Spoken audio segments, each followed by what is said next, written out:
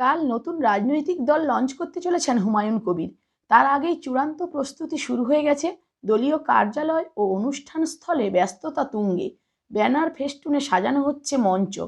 দলীয় সূত্রে খবর, কালই প্রকাশ করা হবে নতুন দলের নাম, প্রতীক ও ভবিষ্যৎ কর্মসূচি। বিভিন্ন জেলা থেকে সমর্থকদের যোগ দেওয়ার সম্ভাবনা রয়েছে।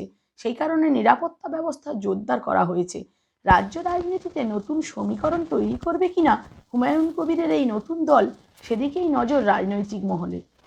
महीना पहले ही मैं ऐलान किया, जो दिसंबर 22 तारीख जो मंडे है, और मंडे का दोपहर 12 बजे में ही नया पार्टी बनाने जाते हैं, ऐलान करने जाते हैं।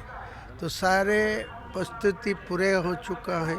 अभी भी डायस का पेंडल का काम चल रहा है। रात 10 बजे तक पूरा हो जाएगी। कल सुबह सुबह सब लोगों को आपका चैनल को माध्यम में यहाँ आने के लिए मैं बुलाने के लिए बोल रहा है। सब लोग आएगी, ज़्यादा से ज़्यादा लोग यहाँ भीड़ करेगी, इकट्ठा होगी। मैं अगले दिन ये नया का जो पार्टी में आम आदमी के लिए ओपन करेगी।